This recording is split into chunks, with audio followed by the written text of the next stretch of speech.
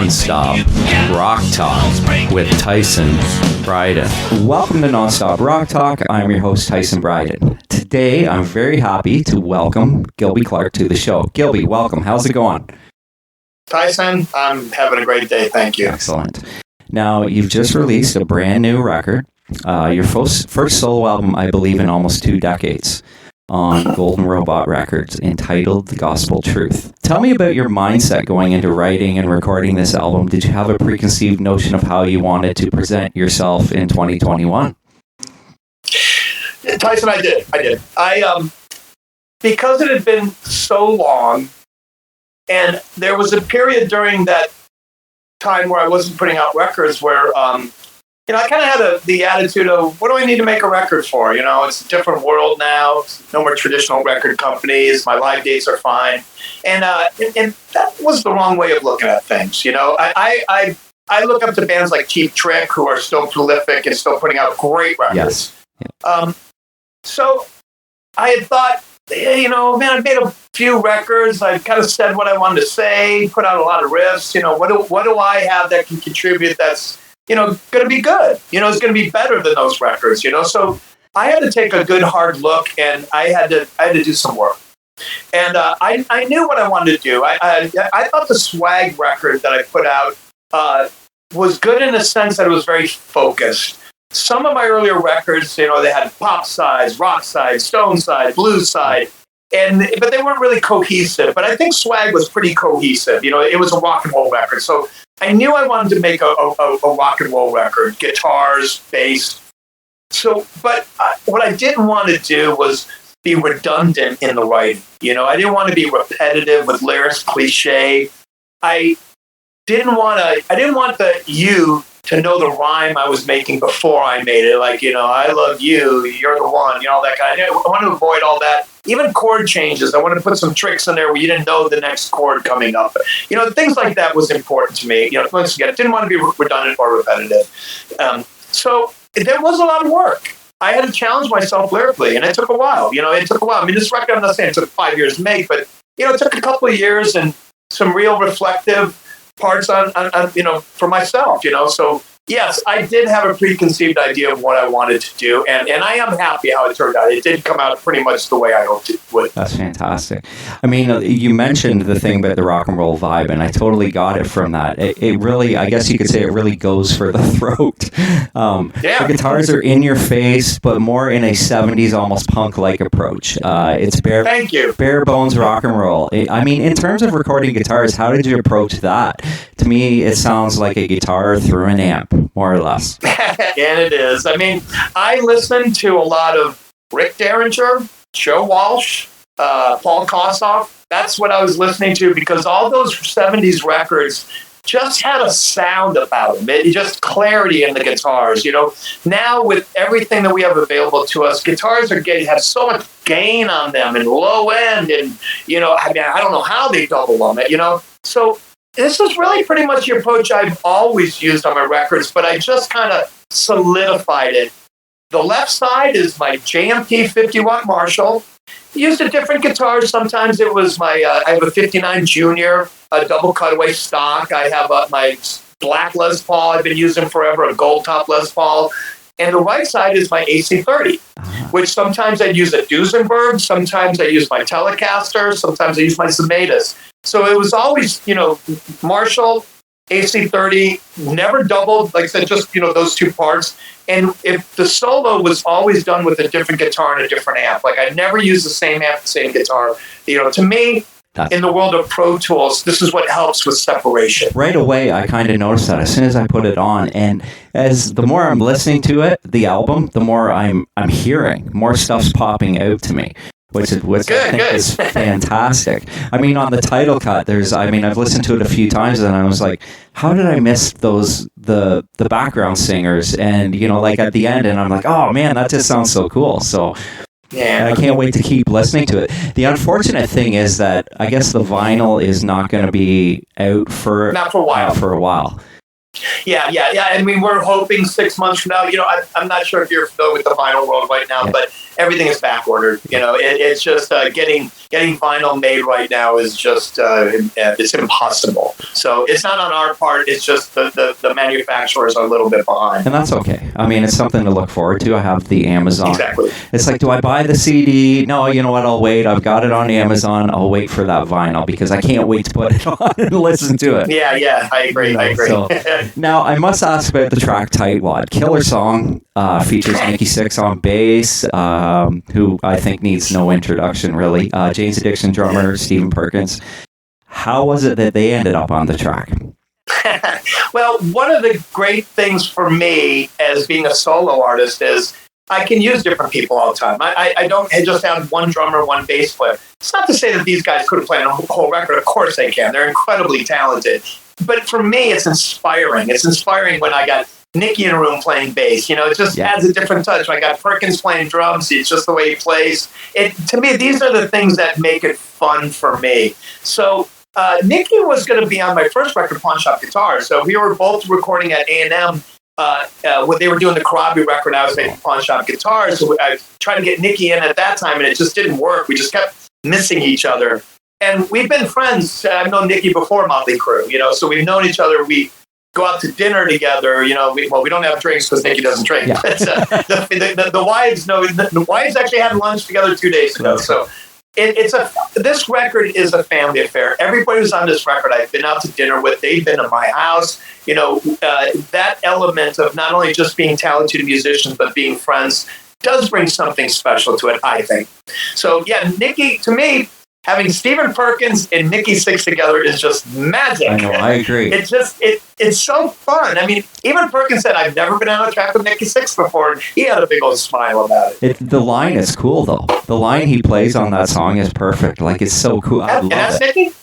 Yeah, you wouldn't think. I mean, you hear Motley Crue records, there's a lot of do, but he came in with a great part and played a 59 key bass doing it, which to me, just great. That's cool. By the way, I want to point something out. If you listen to the single version of Tightwad compared to the album version, they are two different mixes. The single version is a little bit meaner. If you ever get a chance, I'll take a listen to that for sure. Now, I must ask the meaning behind The Gospel Truth. It's a great song, great album title. Was there anything that inspired that? Absolutely. So, in this modern day of Instagram, Twitter, Facebook, blah, blah, blah, don't get me wrong, I actually enjoy Instagram. I'm not a Facebook guy, but I like Instagram. I mean, it really gives you a window into a lot of different people's worlds. So, but what I've been noticing is, like, we do a lot of these all-star shows and stuff, and it's just, so-and-so played with blah, blah, blah, blah, blah, blah, blah, and it's just, there's so much leeway in this these days, and there's so much, anybody can make a statement, and it's true. It's like there's no repercussions for your actions anymore. I mean, I grew up in Ohio. If I shot my mouth off or did something bad, I got smacked, and that's just kind of the way I've always been in my life. And we all make mistakes. It's a part of life, but integrity is important to me. It has always been. Since the first band I was ever in to making this record, integrity is important to me. It's not easy having integrity. You make enemies. Don't get me wrong. Not everybody loves you. You're going to make enemies along the way and stuff, but it's important to me. So the gospel truth is my truth. We don't all have to agree. We don't all have to like it. I'm okay if you say you don't like it. Believe me, tomorrow the world's going to still shine. I'm okay. But, I'd rather you challenge me and say, hey, man, I wish you would have done this or that. I listen when you talk. I listen. It's the same thing like when I'm playing a show in a club and somebody says something to me. I listen to them. I'm not saying I agree with them, but I listen. And so this is my truth. This is the gospel truth. That's the end all be all. And the album cover, which I think is so cool. It's a picture of you, and then there's the road and the clouds, and I'm like, and then I look at it, and I'm picturing you on a motorcycle, and like that's your view looking at the road almost. Yeah, absolutely, man. I'm all about, if I'm not playing guitar, I'm on my motorcycle. My wife understands that about me, that every now and then I got to get out and just leave me alone. Don't call me. Awesome. It's just, it grounds me, in a lot of ways. I mean, look, in this modern world, I mean, I have Bluetooth in my helmet. I can hear music. I can talk on the phone. But a lot of times I don't hear anything, man. I'm just out on the road, and I'm just, that's where I come up with my ideas. That's when I, give some deep thought to some things that are important to me in my life. So I actually didn't do the album cover. My good buddy Ricky Vodka did, but I like wearing the minister outfit and the whole connection, and I thought it was kind of fun. Yeah, so that's a cool it's rock and roll, man. We have a lot of leeway. That's right. Now, speaking of rock and roll is getting louder. I love that title. But I think, thank you. I mean, I'm listening to it and I'm thinking in retrospect, is this kind of a take on of those saying rock is dead? It's not dead. It's getting louder and stronger. But you also make reference to motorcycles in that song as well. That's just kind of my take. Maybe you can elaborate on that a bit. Rock and roll is getting louder is about overcoming challenges. There's a lot of lines in that song that are about, things that happen, and then the good side of it. Like even taking a bad situation and turning it into a learning or a good situation. That's what that song is to me. You're right. There's been a lot of talk. Rock is dead. Rock is dead. I've heard it too. It's bullshit. AC/DC still plays to a stadium. Yep. And that new album, U2 still plays to a stadium. Bon Jovi plays to a stadium. Come on, it's ridiculous. It's not dead. So that's my point of view. Rock and roll is not dead. Hey, it might be a little underground right now. Maybe it's not everybody's cup of tea. But in my world, rock and roll isn't dead. It is getting louder, and that's my point. I love it. Wise Old Timer. Cool track. And you know what? I kept listening to it. And I'm listening to the lyrics, and I'm like, okay. And you kind of mentioned that you're trying to, with your lyrics, you wanted to be a little bit more captivating and a little bit, where people are kind of thinking about it. That was one I was like, I have no idea what he's meaning. He could be meaning himself. He could be meaning someone else. I had to be very careful because I didn't think about it. I did announce it before, so I got to be careful. But the song's kind of about Billy Gibbons. So Billy Gibbons is a good friend. I mean, he sends me these. I mean, he's great to a lot of his friends. Right? He sends me these little surprises every now and then in the mail when he's out on the road and stuff, and it's always just amazing because he's just a sweetheart of a person. But what I love the most about Billy is when he starts telling a story, it's captivating. And it reminded me of when we were younger and we were playing on our block, and there was an old man down the street, and he'd say, "Get off my lawn, or you kids." And then the next thing you know, he'd go, "Hey, can you guys cut my grass?" Like, he was the wise old timer. But Billy, and I don't want to put the age thing on Billy, but what's captivating about Billy is I've been around him enough where I've kind of heard some of the same stories a couple times. And they're always a little bit different. They kind of end the same. They kind of start the same and end the same, but the middle's kind of like that. So that's really what that song is about. It's just, like I said, being the observer and honoring the wise old timer. That's cool. And I love that slide solo in it. And that the bass line that accompanies it is so cool too. It's like that's my buddy EJ, man. He really laid it down. It's killer. It's like you're trying to listen to both parts. You want to listen to that slide, but you're like, oh man, that bass line sounds so cool. It was very important to me once again that, like I said, look, I did go after a 70s type sound in the sense that I didn't want the bass doing what the guitar was doing. I wanted the bass to be its own instrument. And in almost every single song, it is its own instrument. Now, the vocal line in the first verse of Violation, and hopefully you're not going to be mad at me for saying this, kind of reminded me of Ace Frehley from his first solo album. It was like the way you presented it. And I'm not sure how much of an influence Ace had on you.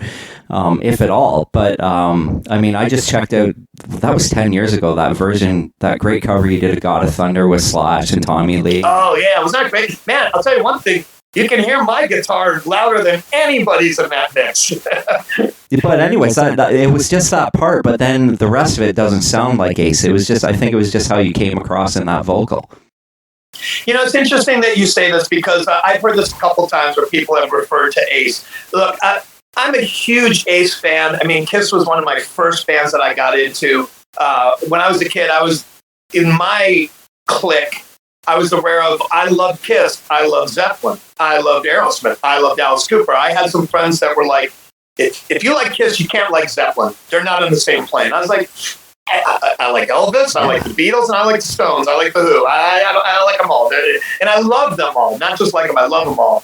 So anyway, Ace was very much an influence in the early days. I can't honestly say that his solo stuff is really, what I listen to, but he's definitely, it's in here. And there are some great guitar tones he had on some of those Kiss records, man. Like some of those solo tones, are just phenomenal. And I did listen to that. Like I said, there's some, I really paid attention, like how Gene played to the guitars in those earlier records was really, really good. And that is some of the stuff that I reference. Like I said, I'm not the guy that like listens to a record and goes to write a song. It's just, I listen to records, and I make note in my head, man, remember that, so I can go back to it and check it.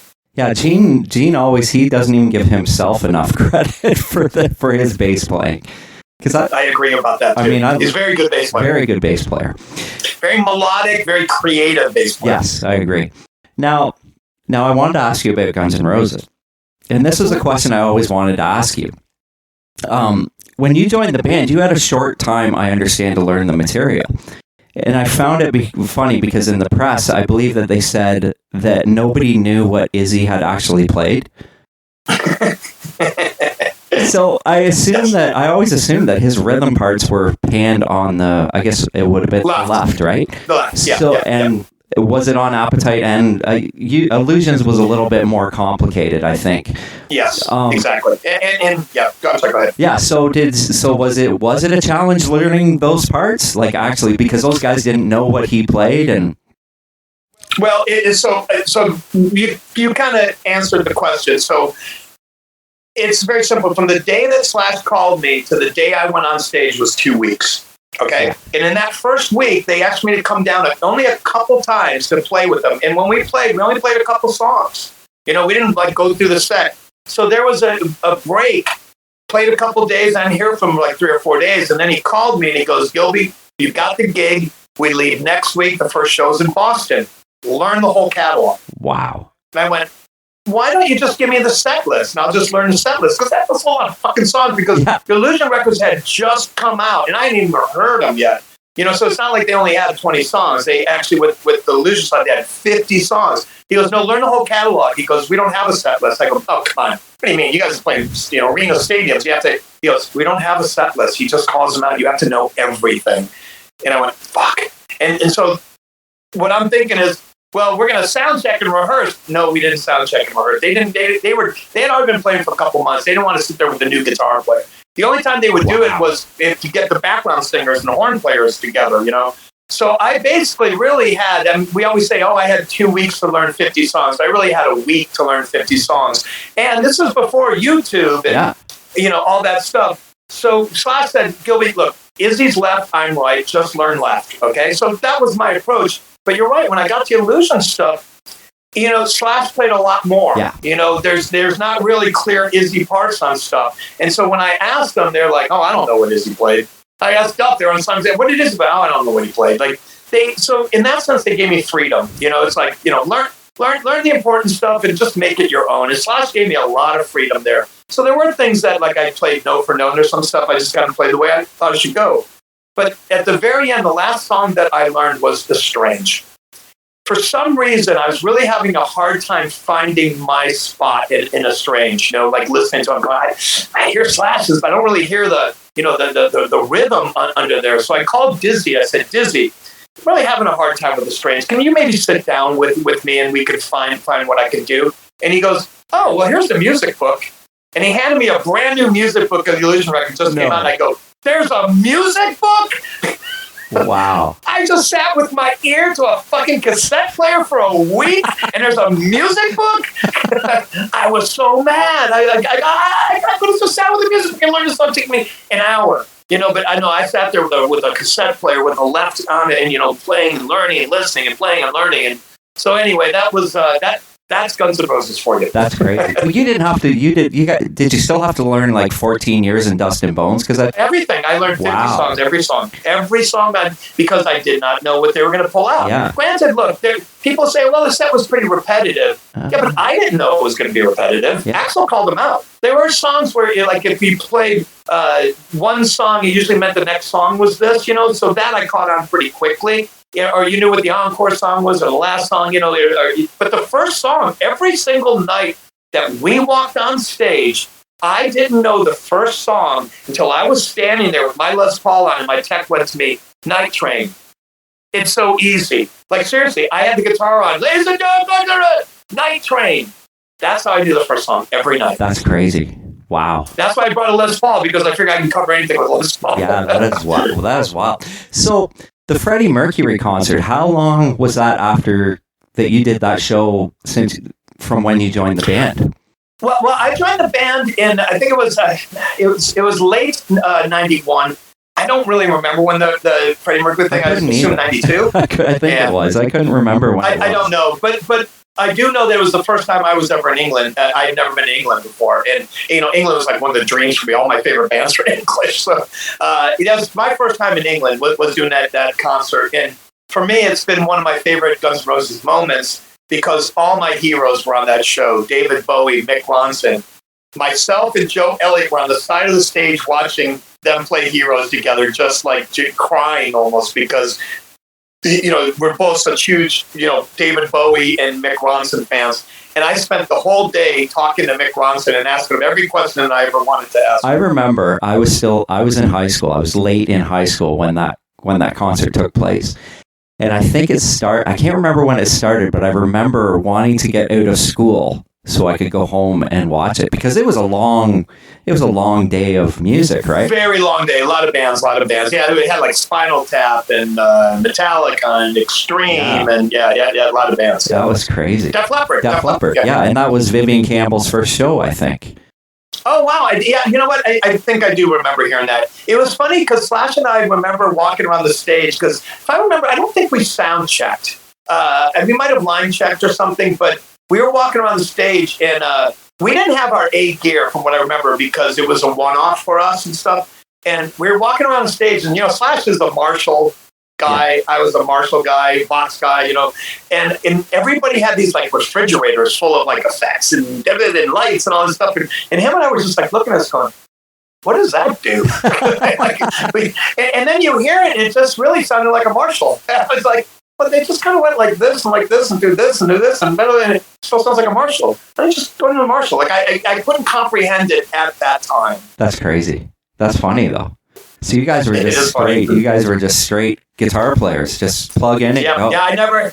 He had a couple of things. Like I had that Roland big chorus pedal I had for a while. I didn't use it. I only maybe used it for a few months or something. But I literally was right in. I didn't have anything. Oh, I guess on Don't Cry you might have had a little bit of a...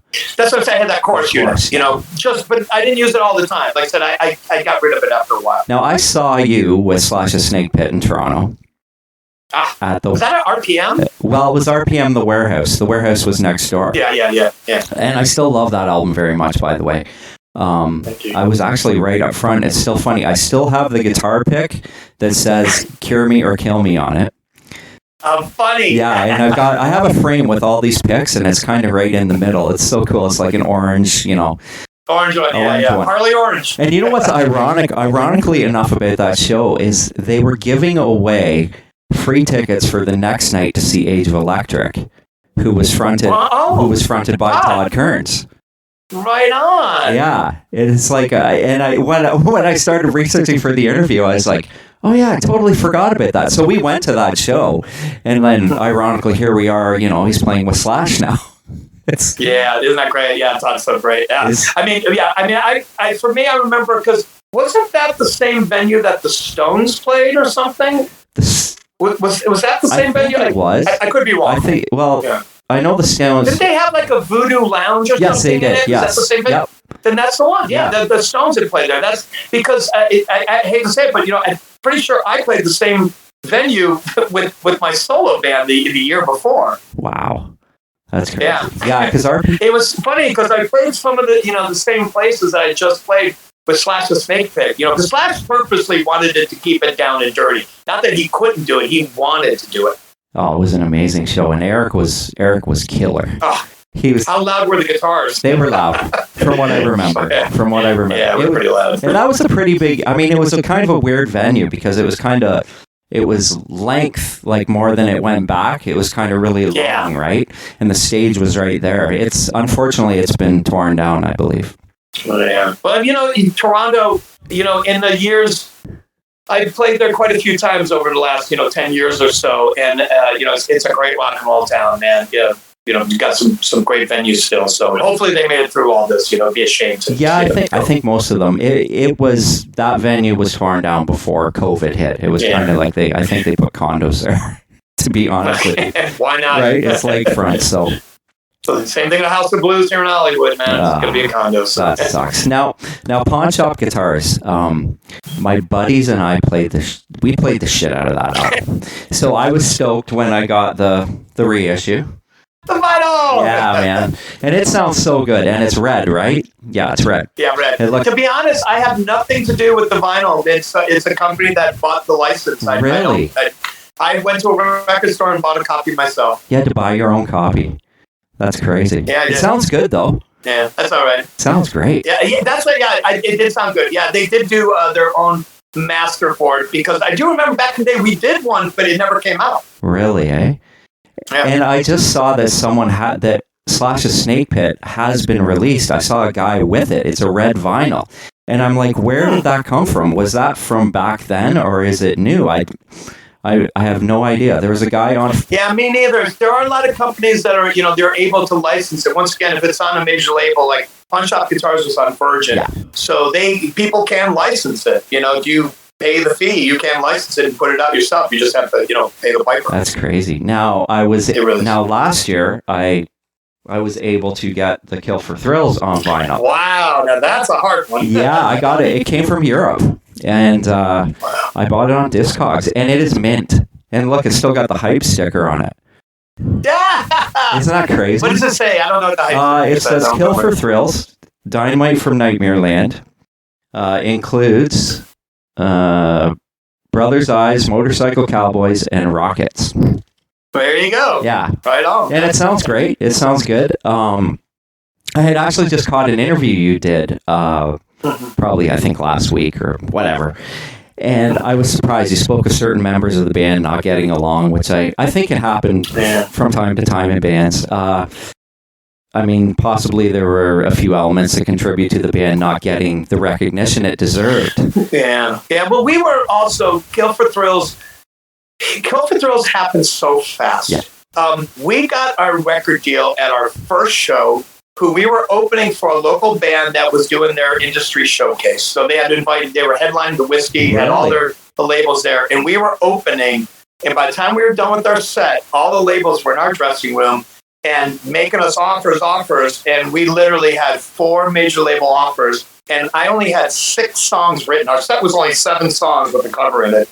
And I was like, ugh. And I think part of what was the problem about that band is, like I said, everything happened so fast. We really didn't solidify as a band. It was kind of, the bass player and the drummer were a team. I was on my own. The other guitar player was on his own. And we were just never really cohesive, And we needed a little more traction. And like I said, making a record within the first few months of being a band is probably not the best thing to do, So when did the EP come out?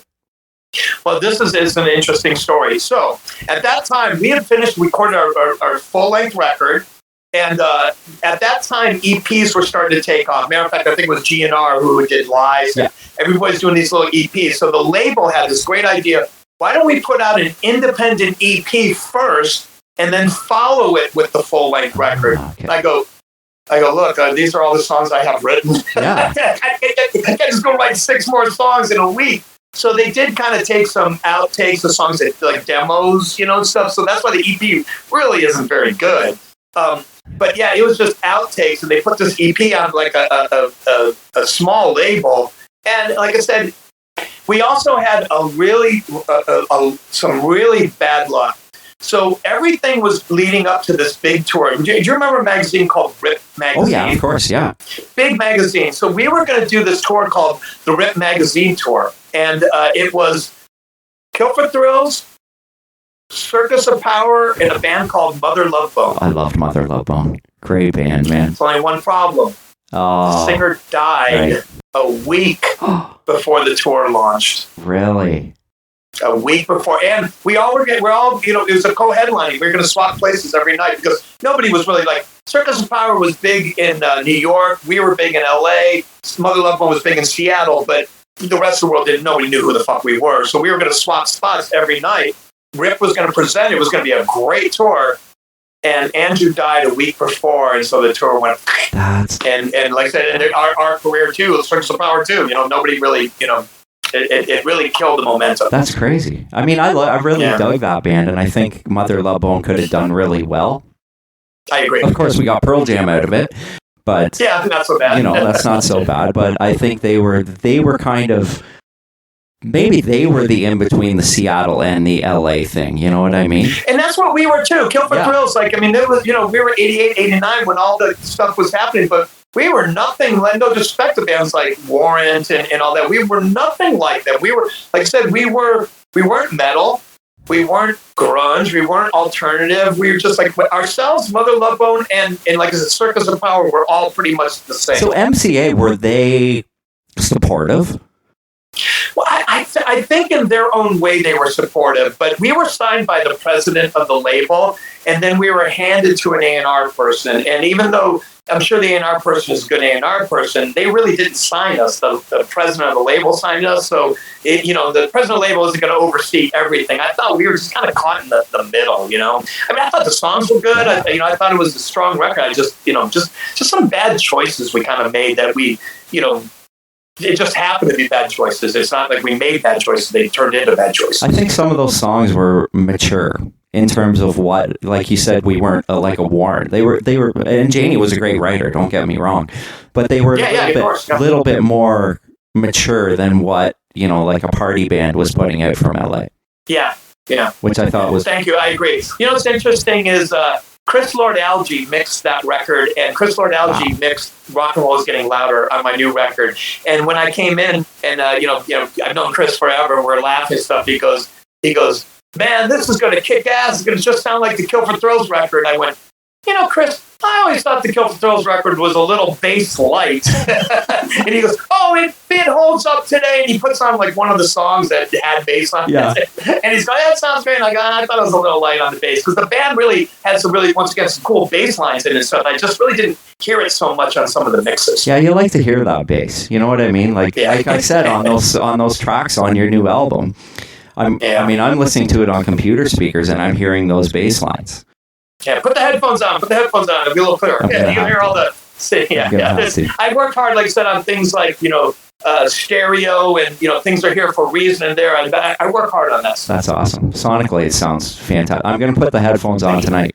Right on. Now, I want to thank you for joining me on the show today. It was a pleasure. But before we go, I must ask about touring plans for the album. I'm assuming you're going to be getting out on the road soon now that I guess the States thing is opening up a little bit more.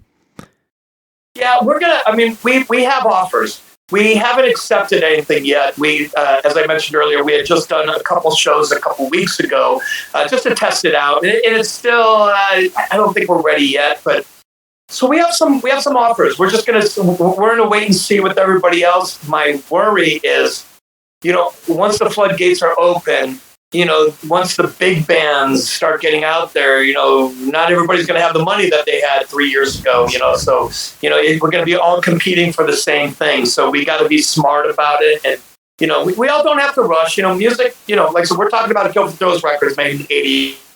We can still talk about this record next year. So. That's true. We're still in lockdown pretty much up here. I understand. Yeah, so our cases went really high, but now they're going back down, and that's good. Our vaccination levels were not as good as they were in the States, but now they're really ramping it up. Yeah, that's good to hear because we're in California. We're still in lockdown too. But it is getting better. Like we're still eating outside, which we're lucky enough to do. But like I said, myself, my wife, my daughter, we've been vaccinated for almost a month now. I think it's been so. And two of my band guys are vaccinated. One's still waiting or whatever. But it's getting there. But this is unknown territory for all of us. Exactly. So, well, Gilby, thank you so much. And you got to it's good to talk to you, man. I'm glad that you're that you love the music, man. Rock and roll. We got to keep it alive and well out there. I do, and it was a pleasure. Thank you so much. You got it, man. Be good about it. Okay, you too. Take care. All right, take care, man. Bye-bye.